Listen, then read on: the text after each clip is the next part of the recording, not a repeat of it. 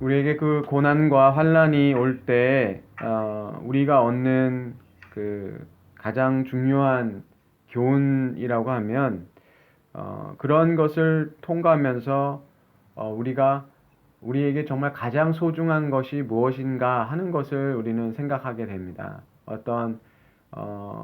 큰 병을 앓거나 어떤 큰 어려움을 만날 때, 우리는 그 순간에 나에게 정말 제일 중요한 것이 어떤 것인지에 대해서 생각해 보게 되는 것이죠. 그래서 우리가 그런 것을 통과한 사람들 보면 그 뒤에 삶이 좀 단순해지는 것 같아요. 그런 것을 겪은 분들은 자기 인생을 너무나 복잡하게 살았다든지 아니면 너무나 많은 일을 했다든지 그런 것들이 그렇게 가치 있는 것이 아니구나. 그래서 우리 삶의 어떤 새로운 리밸런싱이 되는 것 같아요. 내가 정말 중요시하게 되는 것이 어떤 것인가에 대해서 생각해보는 그런 것을 겪는 것 같습니다. 제가 만난 미국에서 한 그 한국 분은 그분이 얘기하는 얘기가 참 저는 늘 이렇게 좀 마음에 왔어요. 그분이 미국에서 그 주유소를 경영하면서 아주 주유소 하면 미국에서는 잘 살거든요, 사실은. 예. 그런데 그분이 곤충 강도를 당한 거예요. 예. 곤충 강도를 당했는데 그분이 그 권총 강도가 자기한테 총을 겨눴을 때 그분이 어떤 생각을 했냐면 내가 죽으면 내 재산을 다 누가 가져가지? 그 생각을 했다는 거예요. 정말 그분이 총을 맞았는데 그분이 그것을 겪고 나서 내가 인생을 이렇게 살면 안 되겠구나.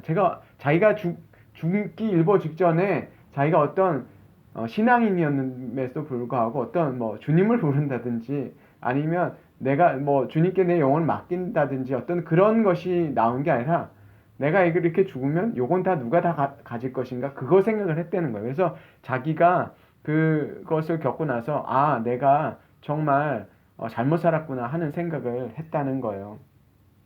다윗이 오늘 이 시를 보면 다윗이 또 이 힘든 와중에 이 대적들 가운데 있는 것을 볼 수 있잖아요.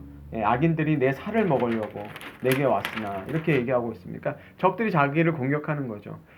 다윗에 있어서도 이 많은 시들이 언제 나왔냐면 우리가 이 시편을 보면 알겠지만 매일 대적들한테 쫓기고 그 고난 겪는 그 와중에 다윗의 그 시가 나온 거를 사실은 역설적으로 볼 수 있는 것 같아요. 왜냐하면 그때 오히려 하나님의 은혜를 더 생생하게 경험했기 때문인 것 같아요. 근데 다윗이 이런 일을 겪으면서 그쵸 군대가 자신을 대적하고 일어날 때 3절에 보면 나는 여전히 태연하리라. 뭐 태연하리라는 말이 그 말이 원래는 원어는 여전히 의지하리라 그런 말이거든요. 여전히 주님을 의지하겠다라고 얘기하는데 그때 4절에서 보면 정말 다윗이 그런 것을 겪으면서 다윗도 나에게 가장 소중한 것이 무엇인가? 나의 삶에서 가장 중요한 것이 뭔가? 그것을 다윗이 찾은 것을 우리가 볼 수 있어요. 뭐냐면 4절 내가 여호와께 바라는 한 가지 그것을 구하리니 곧 내가 내 평생에 여호와의 집에 살면서 여호와의 아름다움을 바라보며 그의 성전에서 사모하는 그것이라. 예. 다윗이 이렇게 정말 대적들한테 공격을 당하고 둘러싸여 있는 그 와중에 다윗이 딱 생각을 한 거죠. 내가 구할 것이 뭔가? 딱 한 가지. 우리에게도 한번 질문했으면 좋겠어요. 우리가 정말 마지막 한순간에 내가 구해야 될 것이 무엇이냐? 우리 가족의 안녕인가? 아니면 우리 아이들이 정말 이 땅에서 잘 먹고 잘 사는 것이냐? 아니면 뭐 또 어떤 것인가? 내 이름이 정말 후세에 남는 것이냐? 그런 생각할 수 있잖아요. 근데 다윗이 구했던 거 한 가지 바로 여호와의 집에 사는 거라는 거죠. 주님을 예배하는 거, 주님을 바라보는 것. 그거 딱 한 가지 붙잡았다는 것 같아요. 그러니까 다윗에게 있어서 그 고난 속에서 붙잡은 것도 하나님을 내가 예배하고 하나님의 그 자녀로 사는 거. 그거 하나 딱 붙잡았다는 거. 여러 가지를 붙잡고 머리 복잡하게 살지 않고 딱 그거 붙잡은 걸 볼 수 있어요. 그래서 이 시편 속에서 6절에도 뭐라고 나오냐면 내 머리가 나를 둘러싼 내 원수 위에 들리리니. 이게 뭐 하라는 거예요? 자기가 원수를 이겼을 때, 그러면 우리가 그런 고난을 겪고 나면 그 다음은 뭘까요? 예. 다윗에게 있어서는 그 원수들을 이기고 난 뒤에 자기가 해야 될 것도 뭐냐면 그의 장막에서, 그 하나님의 그 장막에서 즐거운 제사를 드리겠고 노래하며 여호와를 찬송하리로다. 예. 다윗은 고난 속에 있으면서도 바랬던 것이 바로 그것이고, 내가 이 고난이 끝났을 때도 내가 여호와의 집에서 주님의 전에서 내가 예배하는 것, 내가 그것을 꿈꾼다는 것이죠. 예. 정말 도전이 되는 것 같아요. 우리가 그런 어려움을 만났을 때 정말 그 와중에서도 하나님만을 붙잡고, 그것이 끝나서도 하나님만을 찾는 그 다윗의 모습을 볼 수 있습니다. 예. 다윗이 그 환난 날에, 예, 주님께서 나를 은밀히 숨기시고, 그쵸? 높은 바위에 두시니라. 이게 똑같은 걸 보면 두 가지 반응을 할 수 있잖아요. 이것은 다윗이 아무도 모르는 그 은밀한 곳에 숨었다라는 얘기예요. 적들이 공격해오고 쫓겨다녔었잖아요. 그럴 때 하나님께서 은밀한 곳에, 아무도 찾지 못하는 그런 곳에 숨겨주셨다는 거예요. 그때 다윗은, 어떤 사람은 그런 걸 느끼죠. 내가 도대체 무슨 잘못을 해서 이렇게 사람도 없는 이런 데 와서 처박혀 있느냐, 그런 생각할 수 있잖아요. 한편으로 보면. 또 다른 한편으로 우리가 보면 이렇게 생각할 수 있겠죠. 아, 주님께서 나를 이렇게 은밀한 곳에 나를 두셨구나. 나와 함께 하시고 나를 이렇게 보호해 주시구나.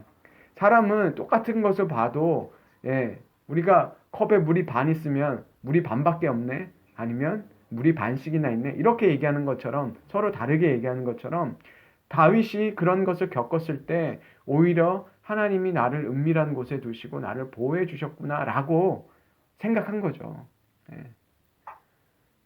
그것이 바로 이 다윗이 가지고 있었던 주님에 대한 그 신뢰였다는 것을 볼 수 있어요. 다윗이 한 번은 그 블레셋 그 지방에 가서 숨었단 말이에요. 사울이 쫓아왔을 때. 그때 어떻게 했습니까? 어떻게 그 순간을 벗어났냐면, 미친 사람 흉내를 내서 침 흘리고 그렇게 해서 거기를 빠져나왔거든요. 그러면 우리는 내가 도대체 무슨 잘못을 해서 내가 정말 이 짓거리까지 하면서 이런 것을 벗어나야 돼? 그런데 놀랍게 다윗은 그것을 벗어나고 나서요, 오히려 하나님에 대한 그 감사의 찬양의 시를 썼어요. 나를 그 가운데서 구원하신, 그래서 여호와의 선하심을 맛보아 알지어다, 그렇게 찬양을 했다고요. 그러니까 우리가 겪는 그런 모든 일들은 우리가 정말 가장 중요한 것을 무엇에다 두느냐에 따라서 우리는 그것을 우리 스스로가 어떻게 볼 수 있습니까? 우리가 비참하다고 볼 수 있고, 우리 스스로가 자신에 대해서 정말 초라하게 느낄 수 있지만, 그러나 다윗이 내가 하나님의 그 선하심, 하나님이 나에게 하신 일은 선하심의 그 일로 보고 하나님을 의뢰하고 내가 하나님과 동행하리다, 그 마음을 가졌을 때는 그게 오히려 자기가 쫓기고 그런 은밀한 곳에 갔을 때도, 하나님이 나와 함께 하시니까 나를 이렇게 은밀한 곳에 두셨고, 그쵸? 그러니까 어디 가든 다윗은 상관이 없는 거예요. 네. 다윗에게 있어서는 내가 하나님의 아름다움, 하나님의 그 함께 하심을 자기가 기다렸기 때문에 대적들한테도 둘러싸였을 때도 내가 이것을 이기면 여호와의 집에 가서도 하나님께 즐겁게 찬양 드릴 것이고, 그리고 내가 이렇게 은밀한 곳에 있어도 내 은밀한 곳에서 주님이 나를 만나 주시기 때문에 그것에서 감사하고. 그러니까 다윗은 전혀 흔들림이 없는 거죠. 여호와는 나의 구원이시니. 그러니까 대적들이 둘러싸도, 비록 이 땅에서 자기의 목숨이 끊어진다고 해도 자기는 하나님과 영원히 함께할 거라는 그 확신이 있기 때문에 그 와중에서도 주님을 신뢰할 수 있었던 것 같아요. 그래서 다윗이 하나님의 얼굴을 구하고, 그쵸? 하나님의 얼굴을 구하는 그 일을 하는 것을 보았습니다. 10절에 내 부모는 나를 버렸으나 여호와는 나를 영접하리이다. 다윗이 자기 부모한테 버림을 받았다는 성경 구절은 찾을 수가 없어요. 그런데 다윗이 이렇게 얘기하고 있거든요. 근데 추측하건대 사울이 자기 장인이잖아요. 그러니까 장인을 부를 때 아버지라고도 불렀거든요. 그러니까 장인이 뭐 자객을 시켜서 죽이려는 게 아니라 자기 손으로 죽이려고 몇 번이나 그랬잖아요. 그러니까 다윗에게는 그런 그 버림, 그런 사람들에게서, 그리고 자기 자식 압살롬에게도 쫓겼던 그런 경험이 있어요. 그럴 때 다윗은 그런 것을 통해서 아, 하나님만을 내가 의지해야 되겠구나 하는 것을 보았습니다. 그래서 사실은 다윗이 그 하나님의 그 길에 있을 때 자기가 그 모든 대적자들을 로부터 보호될 수 있다라는 것을 12절에서 얘기합니다. 그러니까 우리가 주의 길을 가도 대적자들이 또 사단이 우리를 넘어뜨리려고 하잖아요. 왜냐하면 사단은 늘 우리를 넘어뜨리려고 하니까. 그러니까 우리가 주의 길을 갈 때도, 주의 말씀을 따라 살 때도 사단은 우리를 공격하려고 하죠. 하물며 우리가 그러면 하나님의 말씀 가운데 있지 않고 하나님의 그 길 가운데 서 있지 않으면 우리는 얼마나 많이 사단에, 오히려 우리가 그런 길로 갈 때는 주님께서는 우리를 어떻게 할 수밖에 없어요. 우리를 책망할 수밖에 없죠. 그러면 우리가 그런 어려움 가운데 있지만, 그래서 다윗은 오히려 주님의 길로 나를 인도해 주소서 하고 얘기하고 있거든요. 그래서 13절에는 이게 약간 번역이 조금 달라요. 뭐라고 개역 성경에 나와 있냐면, 내가 산자들이 땅에서 여호와의 선하심을 보게 될 줄을 확실히 믿었도다. 그런데 원래 번역은 그렇게 돼 있지 않고요. 그게 의문문으로 돼 있어요. 뭐냐면 우리말로 번역을 하면, 내가 여호와의 은혜를 볼 것을 믿지 않았다면 내가 어디에 서리요. 그러니까 하나님의 은혜 없이는 내가 설 자리가 없다. 이것을 다윗이 알았다는 거예요. 자기가 고난당하고 어려움 당하면서 정말 분명하게 알았던 것은, 하나님의 은혜가 없이는 나는 살 수가 없는 사람이구나. 다윗이 그렇게 쫓겨다니고 많은 대적들이 늘 다윗을 죽이려고 했고, 여기를 가도 죽이려고 그러고 저기를 가도 죽이려고 그러고, 그런데 다윗이 그것을 통과하면서 얻은 것은, 내가 하나님의 은혜가 아니고서는 살 수 없구나. 그것을 알았죠. 그러니까 다윗은 그 어려움 속에서도 늘 내가 하나님만 바라게 보겠습니다. 하나님의 얼굴을 구하겠습니다. 내가 성전에 가서도, 성전에 있지 못하고 내가 쫓겨다녀도 그곳에서도 내가 하나님을 바랄 것이고, 내가 이 고난이 끝나도 여전히 하나님만을 바라보겠습니다 라고 노래하는 것을 볼 수 있습니다.